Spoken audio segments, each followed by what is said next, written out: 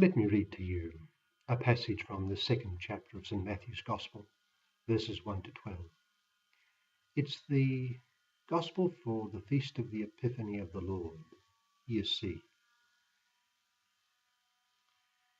St. Matthew writes, When Jesus was born in Bethlehem of Judea, in the days of King Herod, behold, Magi from the east arrived in Jerusalem, saying, Where is the newborn King of the Jews?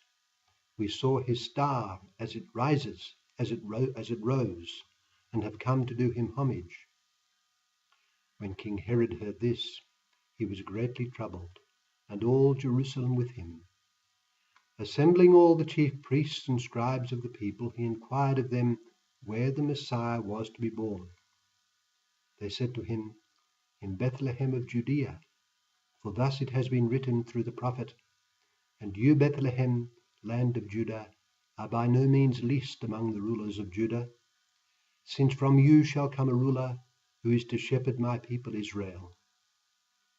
Then Herod called the Magi secretly, and ascertained from them the time of the star's appearance.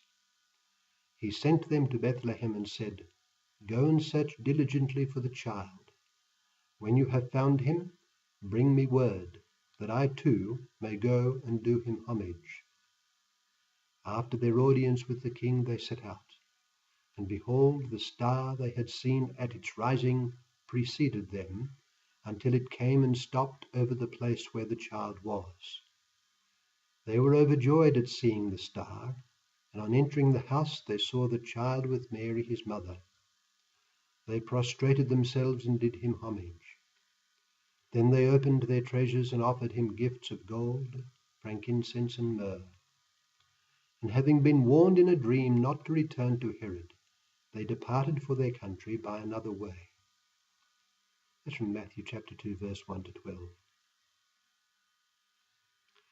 Any student of literature will know that discussion about the significance of certain great works goes on endlessly. Shakespeare lived 400 years ago and produced a body of drama and poetry that is the work of genius, and there is no end to the analysis that it has generated. In effect, it means that it is very difficult to arrive definitively at an agreed meaning of various of his works, because within a short time that meaning will be challenged by yet another Shakespearean scholar. And so it is in so many fields of human learning.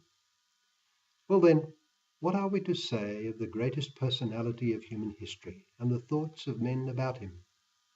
That person is Jesus of Nazareth. And ever since our Lord asked his disciples what men were saying of him, judgments about the meaning of his life have been unending. But in his case there is this difference, that we can determine definitively the meaning of his life because it is not up to the ebb and flow of private judgment. There is a divinely constituted authority. The significance of Christ and his work is set forth in the Creed and in the dogmas and formal teachings of the Church. No one can overturn them, and they are to be accepted with confidence as coming from God, who guides the Church in her understanding of and teaching about Jesus. For instance, the Nicene Creed, which we recite every Sunday at Mass, tells us that for us men and for our salvation, he came down from heaven. That tells us the meaning of Christ's life and work. Or again, we read in the Gospel of St. John that there were many other signs that Jesus worked and the disciples saw, but they are not recorded in this book. These are recorded so that you may believe that Jesus is the Christ, the Son of God, and that believing this you may have life through his name. John chapter 20, verse 31. In that inspired sentence, it is clearly stated who Christ is and how we are to interpret his work and the various events of his life, such as the Epiphany of the Lord, which we are celebrating today. We are in the liturgical season of Christmastide, and today we think of the manifestation of our Lord to the wise men from the East. I suppose many other incidents in our Lord's infancy could have been described in the Gospel, But this quiet but unusual event was selected by St. Matthew because it illustrated a point of great significance in the life and mission of Jesus. One of the especially notable features of St. Matthew's Gospel is that he shows that Jesus is a Hebrew descended directly from Abraham, and his person, his life, and his work are the fulfillment of the Hebrew Scriptures and the expectations of the chosen people of Israel. But Matthew also shows that he is not just a great Hebrew for the Hebrews. He is the Saviour of the world, the King of all kings and the Lord of all lords, the Redeemer of all men of all ages, the one and only way to the Father for all, the light of the world for all men. By him all the nations will be blessed. Thus it was that after he rose from the dead, our Lord said that all authority in heaven and on earth had been given to him, and that therefore his disciples were to go to the whole world and make disciples of all the nations. He was not just one prophet among many, as Islam would have it, nor even just the greatest, which Islam does not allow.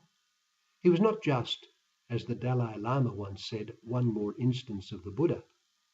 No, he is the one and only Redeemer of men, the world's only totally sufficient and true light. That this was at the forefront of the divine mind, we see in the fact of God choosing to lead some wise men, we are not told the number, from the pagan East to venerate the newborn child. It is, we could say, the Father celebrating the arrival of his Son among us with a quiet but significant gesture. Pagans, acting according to their lights and assisted from heaven, came from afar. Without realizing it, in their persons they symbolically represented and presented the entire Gentile world before this infant who was King of the Jews and King of the world. They were a symbol of the vocation of mankind to prostrate before this child. They were a harbinger of countless others down through the ages who would accept Christ as their King. Indeed, we ourselves were represented by those wise men from the East, because we who accept and love Christ are not sprung from the race of David, but from various other peoples. Let us prayerfully remember the visit of the wise men as they paid homage to the infant King. With the certain knowledge we have of who this child is and of the meaning of his life, death, and resurrection for the redemption and sanctification of all mankind, let us gratefully receive him into our hearts as our Lord and King, and resolve to bring others to the knowledge and love of him who is King of the ages.